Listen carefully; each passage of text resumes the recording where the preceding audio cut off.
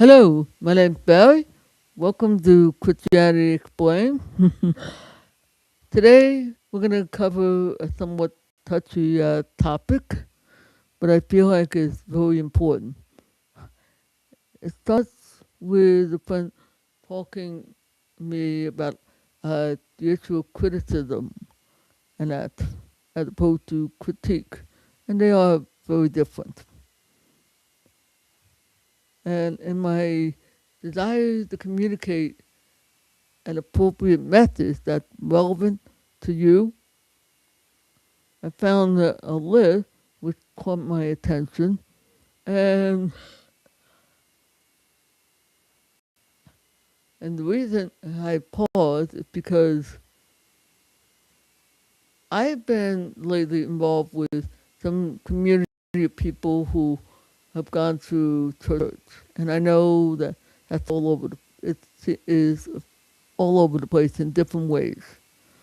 Unfortunately, not everything. Like I've gone through some stuff. People might say, "Oh, bad, that's church hurt," but compared to what I've seen others go through, it's nothing. I mean, having somebody insist that you've somehow sinned in your mother's womb is pale in comparison to the abuse I've seen and heard from others. Okay? And some of the others. So, I'll show you. Hmm, let's see who's showing up. Ah, I see I have one lovable guest.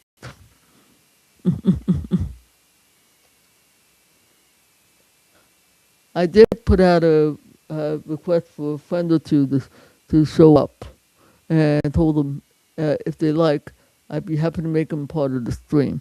All they have to do is let me know if they're here. So let's move on, and I'll read. There's 10 in the list, and I'll read one, come back over here to the main, and talk a little bit about it to help you out. And thankfully, he also did put some scriptures, so we can talk from there. Okay. I already have this thing set up. I'll read it for you. I'm just going to read one. Wrong one. Guys, sorry, folks. Let me.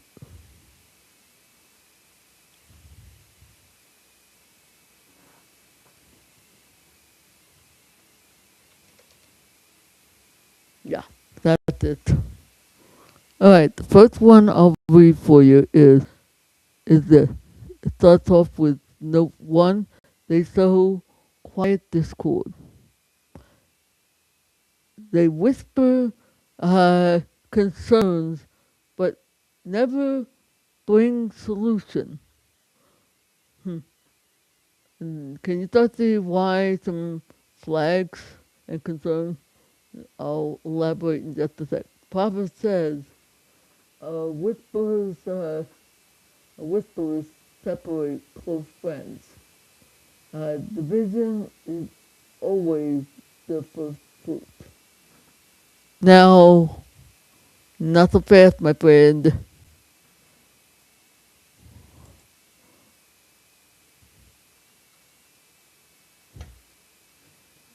Here's is one of the concerns I have because I am aware, because I've ran into people who have done that.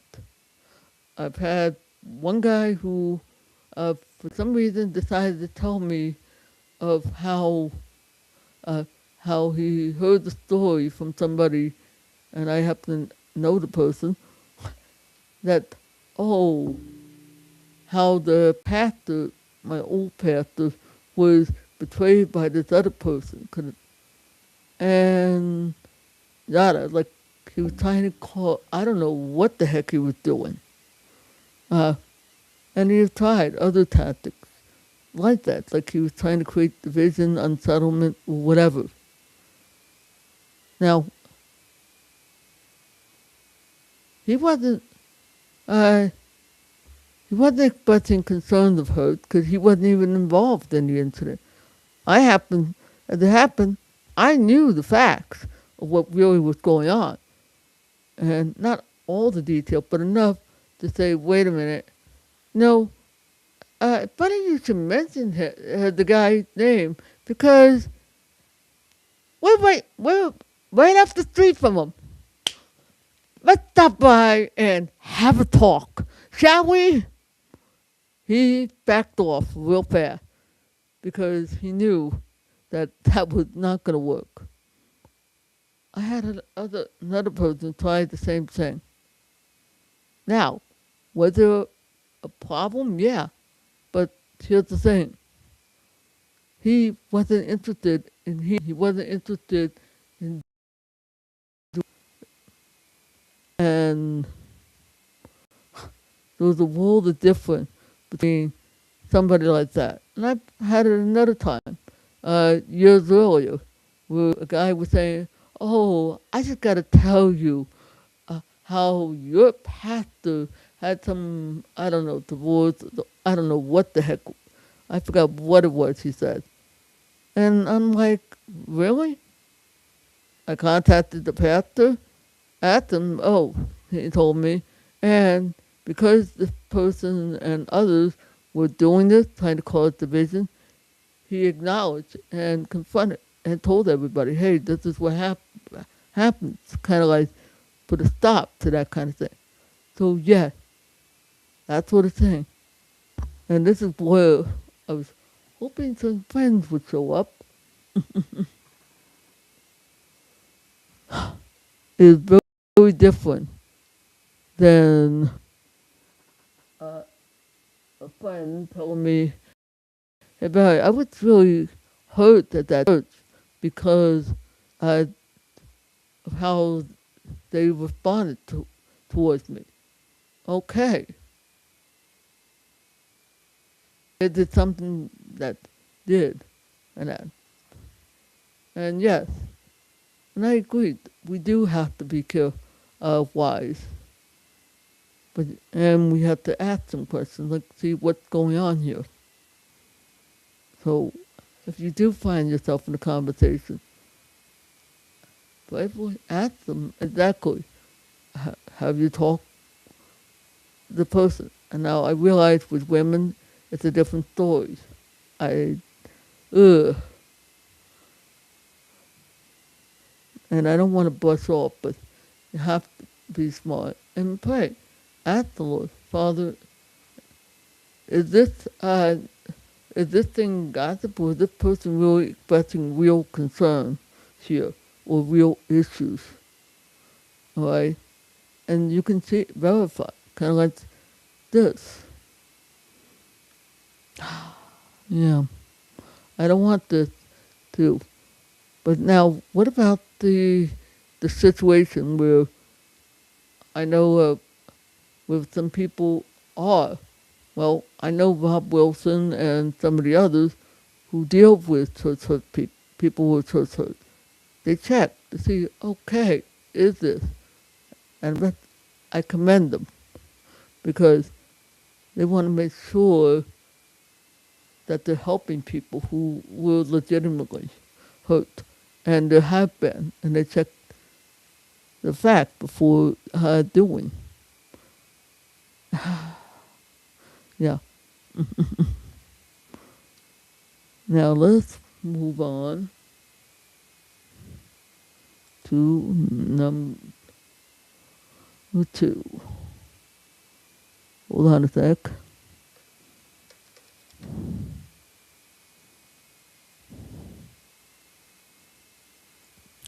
The second one, they trashed leadership in private, but smile in public.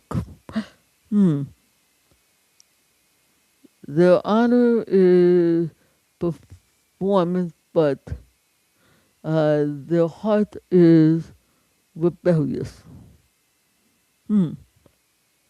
Jesus called this the leaven of the Pharisees. It corrupts everything it touches.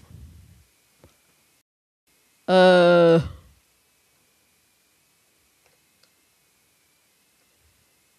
Talk about triggering red flags. Uh, what if I do have a problem with my leaders? Is the author of that thing saying I can't say, hey, I have a problem with what Pastor so did. He acted badly towards me. No, that's fine.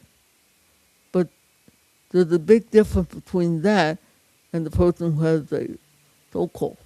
But we have to be very careful with things. Because a narcissist, ultimately, by the way, a narcissist, a Jezebel, somebody with a Jezebel spirit is basically a narcissist. Okay? You can tell by the characteristics that are in Galatians chapter 5, starting with 19, right on down to 20, I believe, 21. Oh, I checked with a friend and I said, geez,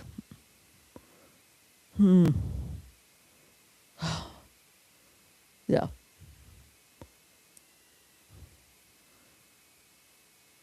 I would want to encourage. Is there a way? Yes. Is it okay if someone says, hey, I'm having a problem? I knew a guy who was trying his best to be a pastor, but let's see. Hmm.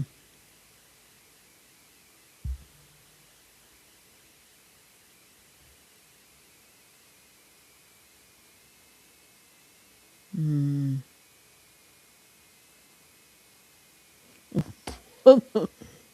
Hmm. Hmm.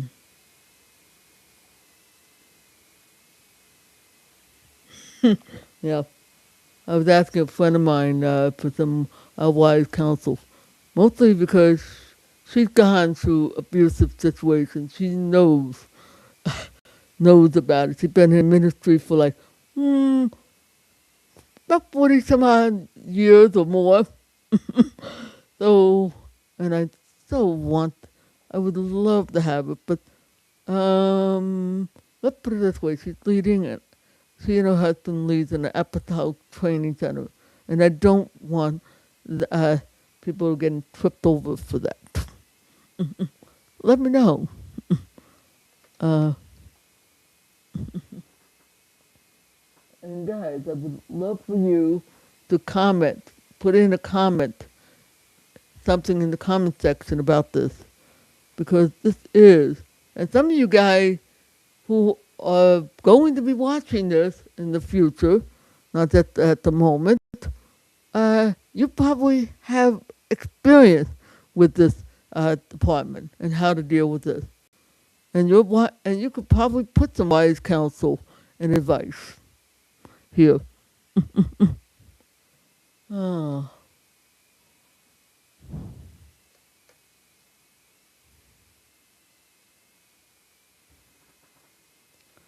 Now, let's move on. Is it all right if we have a problem with a pastor, maybe who isn't doing a very good job exegeting the script, handling the scripture? Okay, that labor firmly go up and talk with him or her. Okay, talk with the pastor and see if the person is acting with humility and grace.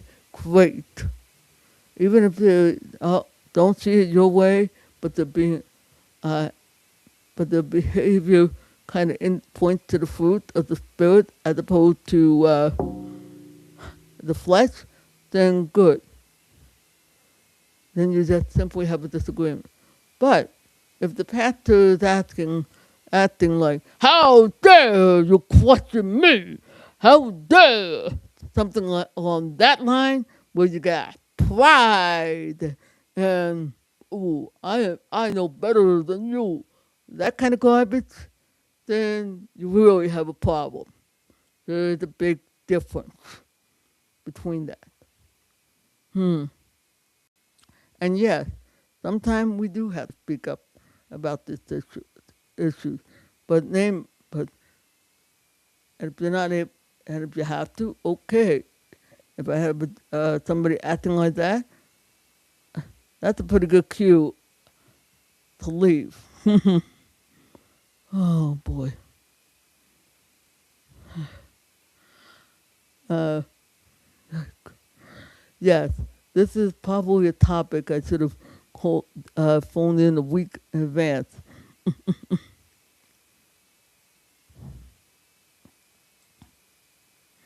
Okay, let me move. uh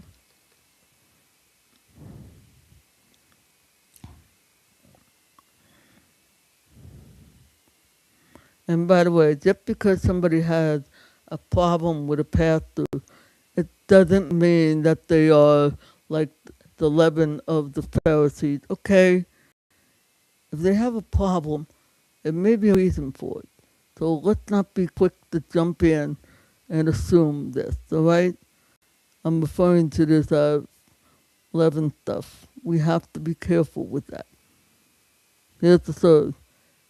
Oh, these guys are weak listeners.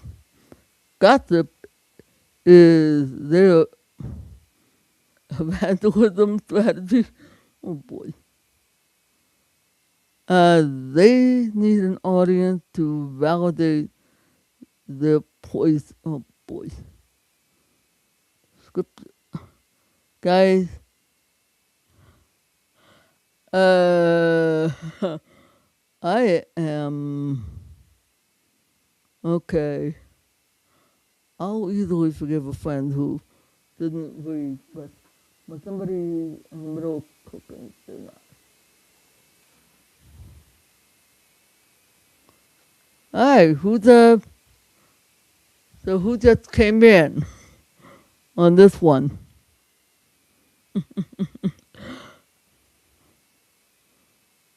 I'm sorry, but you see, when I was reviewing this list, I told the friend who originally posted it, I said this thing is triggering red flag, like the one I was trying to read without choking on myself was uh stop right there, guys. If somebody is trying to communicate the problem that they have, or they're doing that, that's not like this is what, yeah. And unfortunately, my friend, even though I think she didn't read the list carefully, uh, would have been right. This is a Jezebel type thing. This is an environment you don't want to. This, yeah. And unfortunately, the devil will exploit situations like this. Where if you have corrupt leaders who tell you, "Oh, don't listen to those people God talking." They God, hold it, stop. If there's legitimate concern from reasonably good ministry, then you might want to listen and pray and read the scriptures. See, test the scripture, test with all the test those things. Compare what is that pastor saying in comparison to the word. I'm sorry, but I am not in agreement with a lot of this stuff. And this is not good. This is not helping anybody. This actually is being used in this. And yet I am familiar with some of the nonsense that does happen. Like, uh,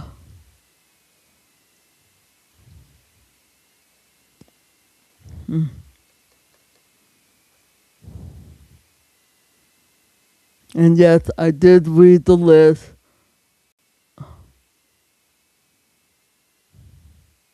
They refused. Who refused correction? Is my question. And it's true. A wife person. And wait. This thing, this one right here that I'm highlighting here, this works both ways. I'm dead serious. They refuse correction. Hmm. A wise person listen.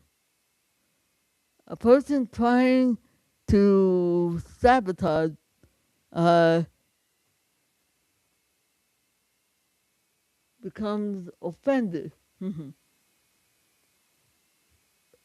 That does not make sense. Proverbs says, rebuke a wise man and he will love you. Rebuke a fool and you will expose their nature. Ooh, that's an irony. Why do I say that? Because it is true. It works both ways. 'Cause it works well for the narcissist on the stage, hiding behind the pulpit, and it worked for the one that this was originally directed at. Because a wise man, because the narcissist, no matter what position they're in, is not gonna like correction. That is true, and you can tell who the narcissist is by their fruit. Because the wise person, whose heart is nurtured by the spirit, is gonna be okay with you with correction. He's gonna know that it's out of sincerity and not rebellion. All right. If you got a pastor or you have the person who is hurt is responding, great. But if you got somebody, either one, especially the one, because I'm looking one way at the, and saying, you know what, that works both ways. uh, I know some wonderful former past who, yeah.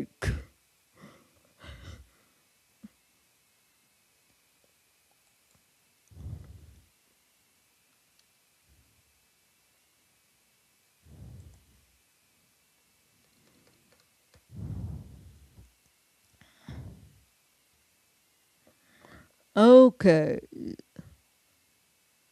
they create small circle within what? Oh, clicks become the Milan. This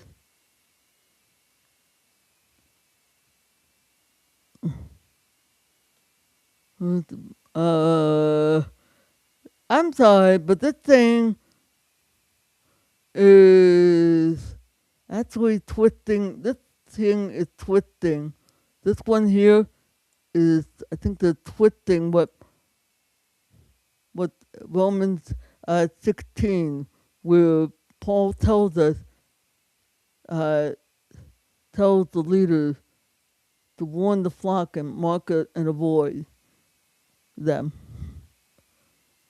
This had nothing to do with clicks, and clicks inside a church can be definitely a bad thing. But, uh,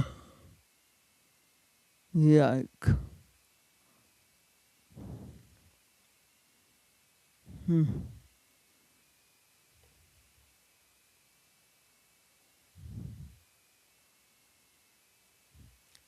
All right, the next one, let's move on, is they minimize the voice of the pastor. Hmm. They say things like, I hear the pastor, but okay, I'm sorry, but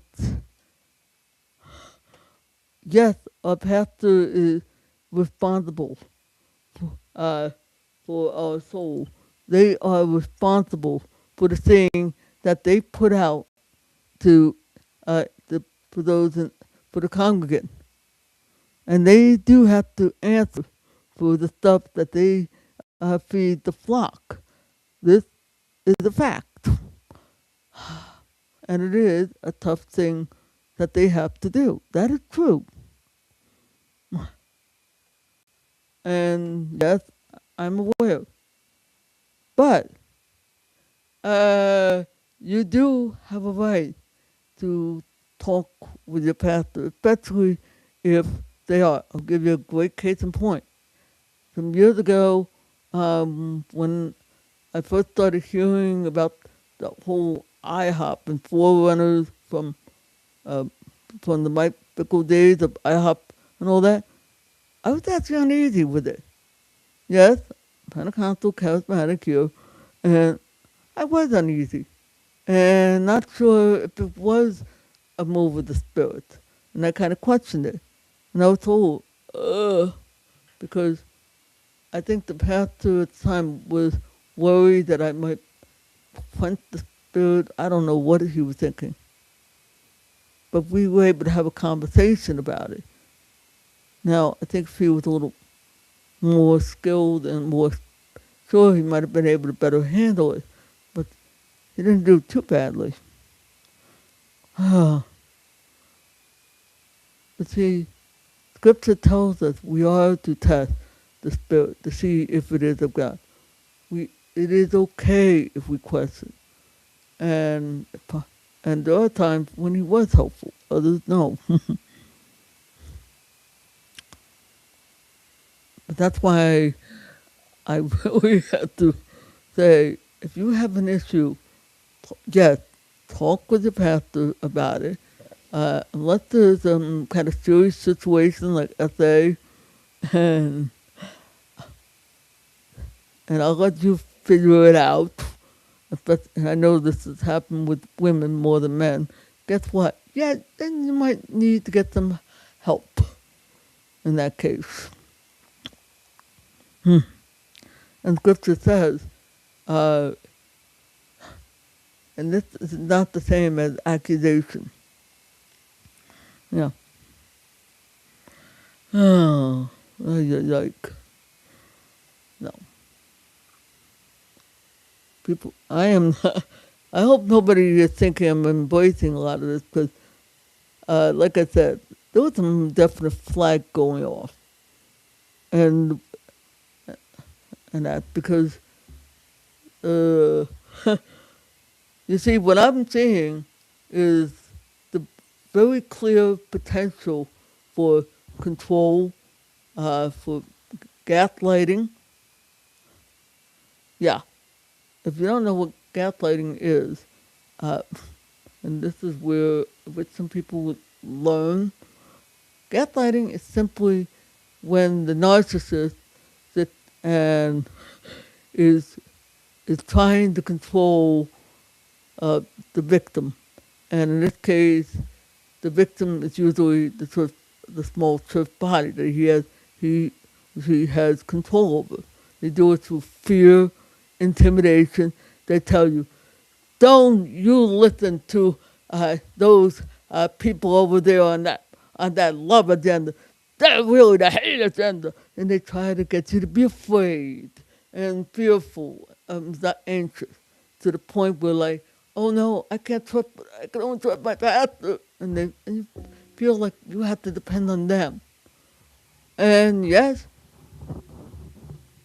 and they tell you not to question, or if you're reading Bible, then you're smoking a paper. I don't know what the heck that is, but you see, that's not good. For we are to love the Lord with all mind, our whole heart, our whole being. We each have the Holy Spirit who will lead us to truth and will help us in knowing the thing. That's why we have to spend time in the Word. Hmm.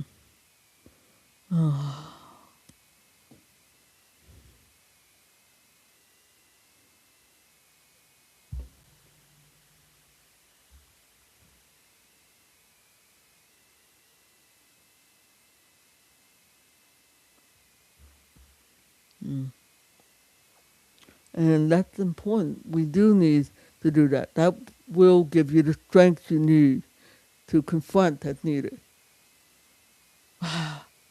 And if you do have a disagreement, know what, that but is not always a bad thing. Check to see what the scripture is saying. Is what the person, guys, that's not rebellion. That's not anything. Hmm. And yes, I am aware there are some people who do act like the person that the author is accusing of. This is why I told my friend who originally posed, I said, you need to be careful with this. Oh, yeah. Because I believe that they are, the person concerned was thinking like, oh God, yeah, how do I deal with this? All the while, the person who's being divisive in the church, but all the while not realizing, oh no, uh, you got this thing over here. So it's real tempting now, more and more, because a lot of pressure and a lot of finger accusation and judgment. And guys, not all churches are abusive churches, okay? So we have to be care and gentle and be a little smart about what's what. I'm not excusing bad behavior. I'm glad that the wicked are being exposed. My heart rejoices, but let's not broad brush every single church that's there. Hmm. Now let's move on to the next, if there is.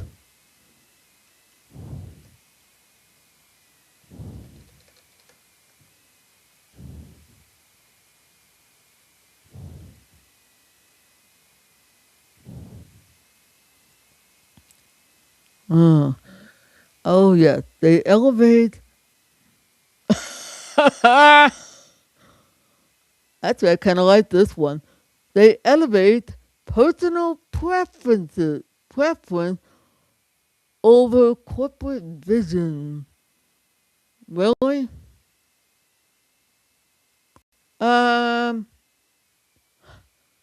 let's read what they actually hopefully they have enough brain to communicate it. Culture breakers always want what they want, even if it fractures unity. Uh, Amos asks, how can two walk together unless they agree? They never truly walk with the house. Hold on. Now, this one is going to be easy. Why do I say that?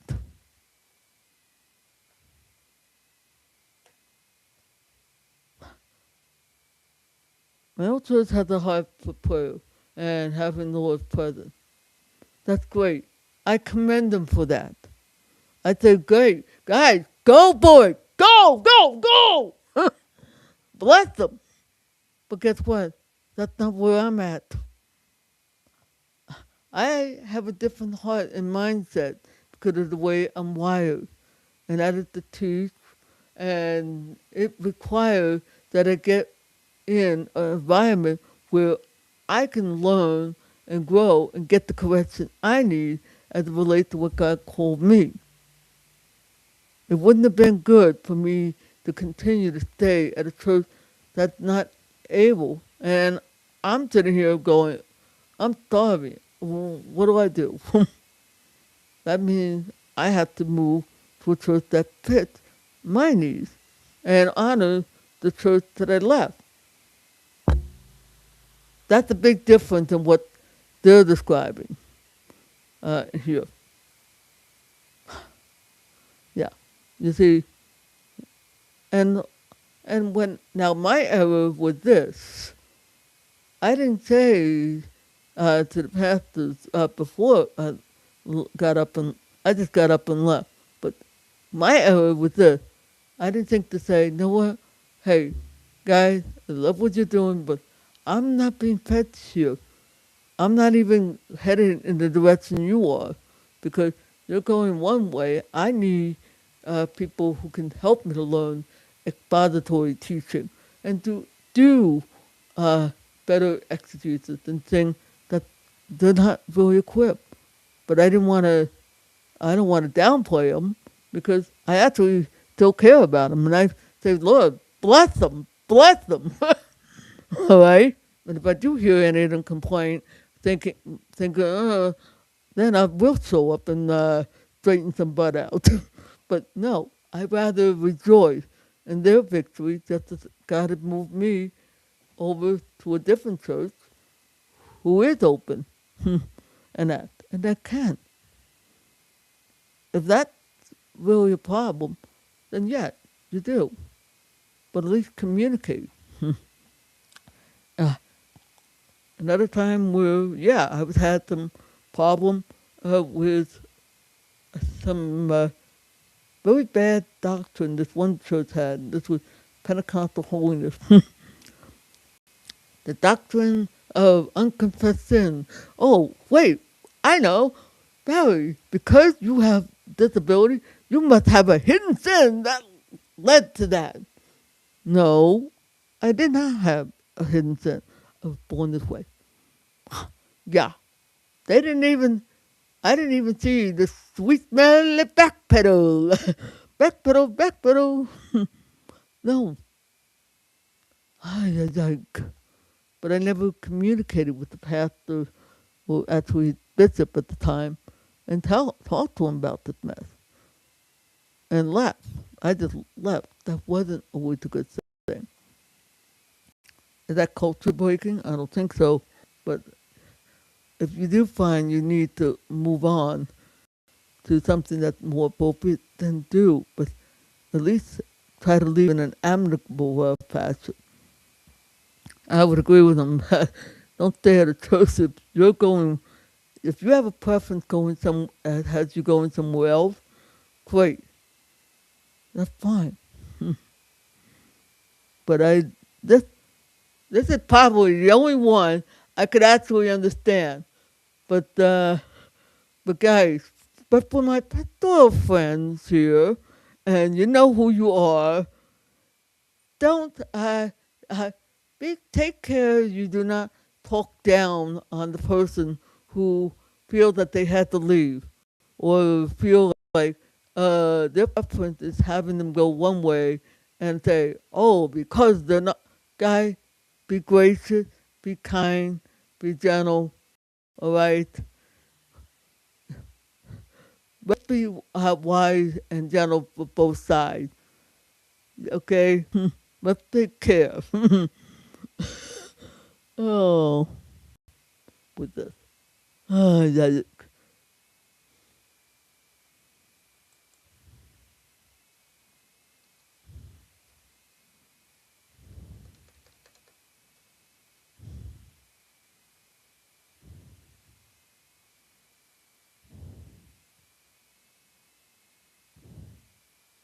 All right. Yep.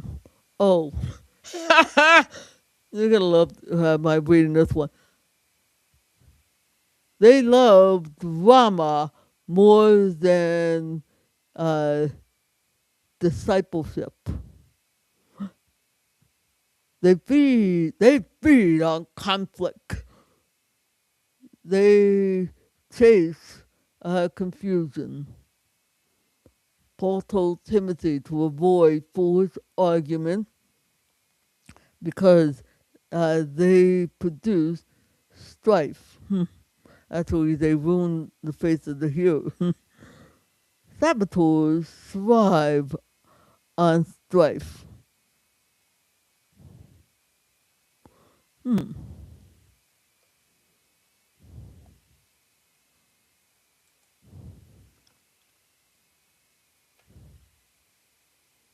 I like.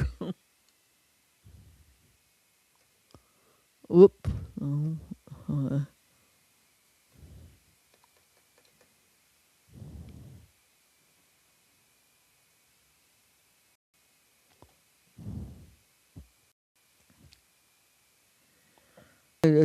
well, this is. Uh,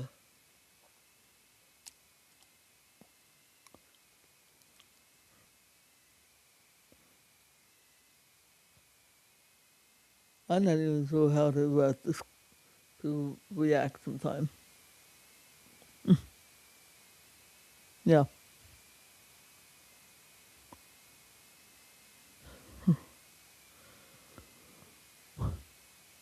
If I'm looking at a lot of the word, it's because sometimes I read things and I go, okay, what are we talking about here, guys? And yes, hmm, I know that I'm sorry, but this one seemed to fit uh, some of the narcissist pastors I've been hearing about a lot more than it does the person in the pew. But I'm not so fool to think it's not that is one way. And unfortunately, I think discipleship has become a lost art. Okay. Hey.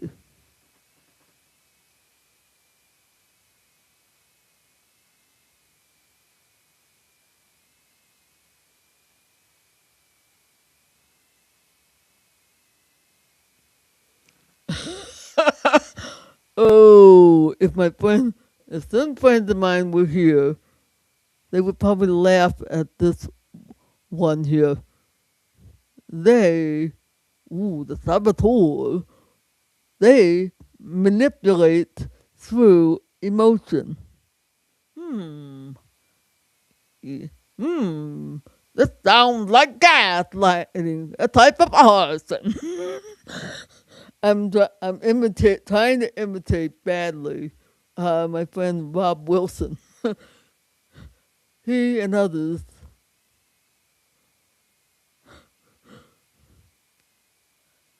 have.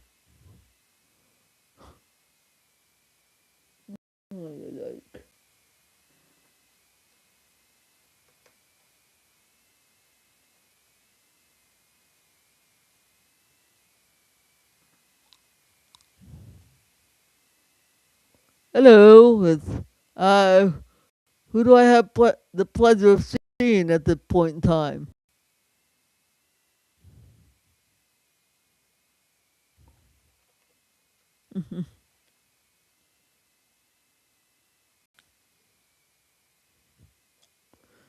Yeah, I am going through a list of 10 things, and all I'm seeing is something that actually can be pointed on both sides. This one manipulates.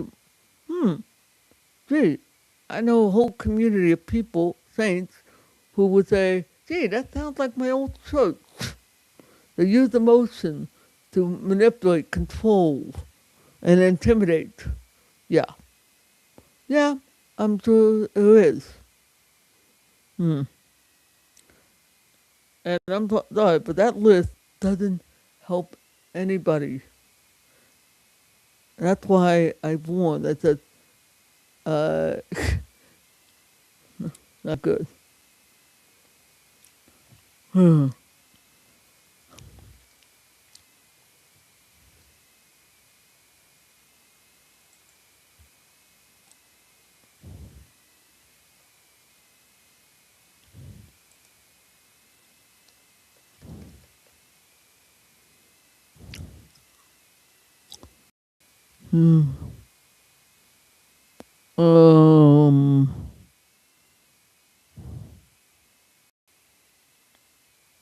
Oh, good grief! I really don't even want to read any more of this stuff. This is the last one. They quietly recruit others to be offended with them. Like,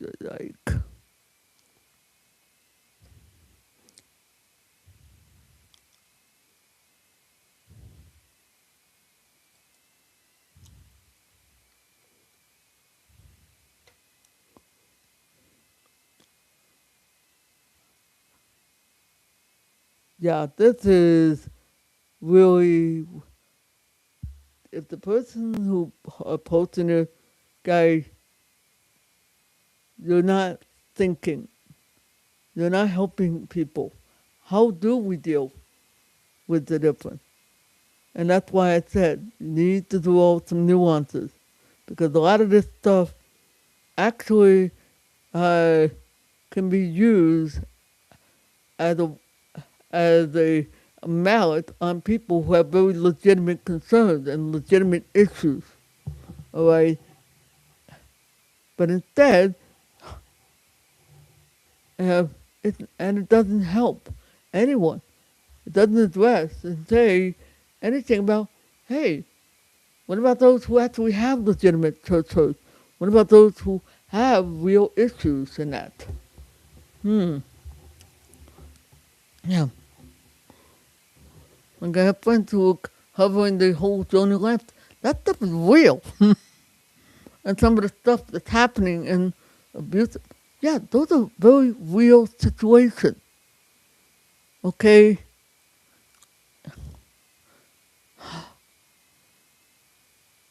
And unfortunately, it creates, there's a social media like this can create like a magnifying effect that gives the impression. That's why you have, we do need to mention that there are a lot of legitimate and good churches, small, that don't do any of this crap.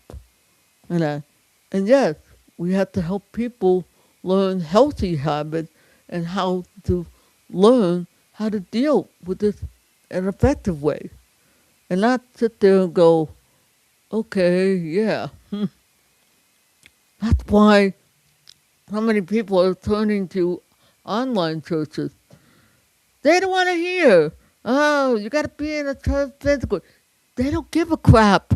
They're hurting and they're afraid to walk into your church thinking that they might get hurt. That's what they're thinking. Oh. And yet, church is not perfect. There's not one church that truly is perfect, that everyone has the flaw. And that is a fact.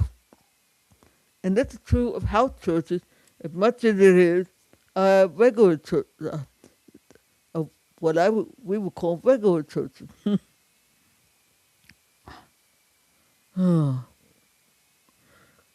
by the way, I know a lot of this because a lot of the people in the circle I travel, it's in the charismatic Pentecostal. But I know full well the same stuff happens in Reform camp. Uh, it happens in Lutheran, all over the place. Nobody is exempt. But because of certain characteristics that are unique to each, uh, you're going to have bad characteristics that goes right along with it, with that unique character.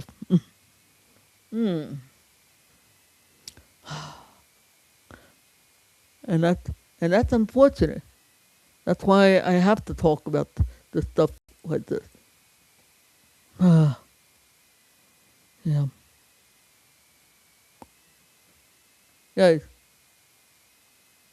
I'm trying to be fair, and because I understand that there is, but I also have been around long enough to realize that wait a minute, let's slow down.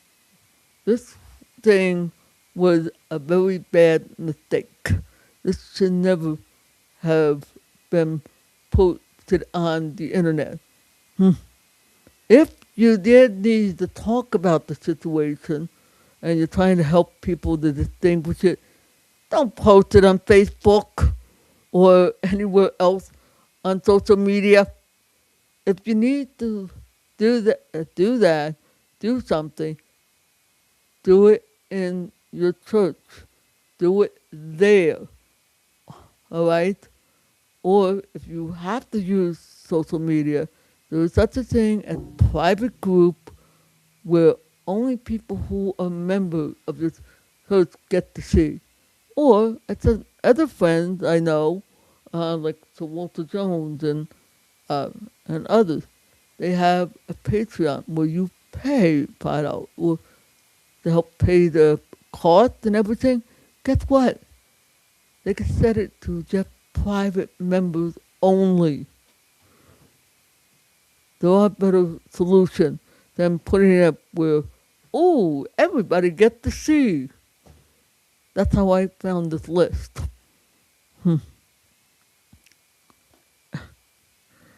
Uh, yeah. That's why we need to be very careful and think before. And this isn't the first time. Last year, I think it was, I don't remember the exact date, a church thought, oh, let's post this thing because they had to make a public note about it with church discipline. They put it on the website and somehow it ended up on their Facebook page. And suddenly, it didn't take long. Suddenly everybody who really had no business knowing knew about the situation. I felt sorry for the guy whom they did because do I need the whole planet to know about this? I don't think that's what Paul meant. Oh, yeah. Guys, we need to think a little bit and remember that part. Get in our head and say, okay, we need to do this. If it's on a regular church service or if you have a Wednesday service, use that as a way. And yes. And yes, oh wait, but how can I know, I have some friends who, uh, you can easily you can easily have set the video to unlisted or private, I forget which one, so that way it doesn't show up on the public YouTube feed, but it's only visible to those who has the link. Oh, that way not everybody on the planet gets to know a private conversation. Ooh, yeah. Mm. And they have a capable YouTube team who could tell them that. Mm.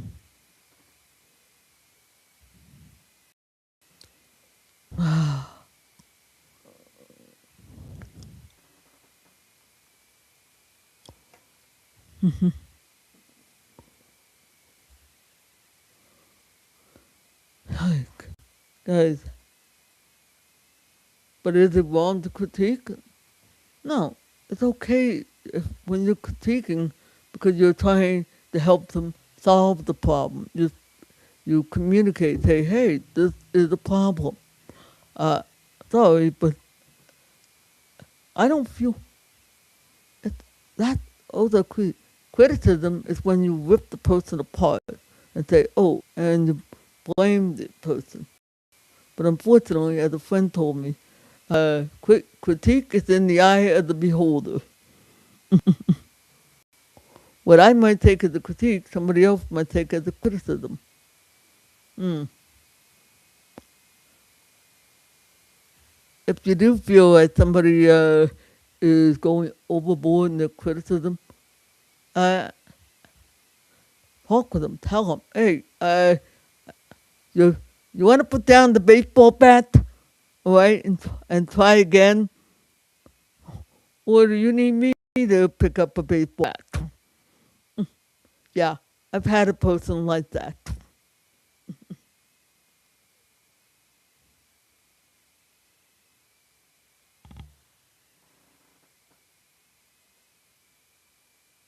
Hmm. Like, sorry, this wasn't the most riveting, but I would have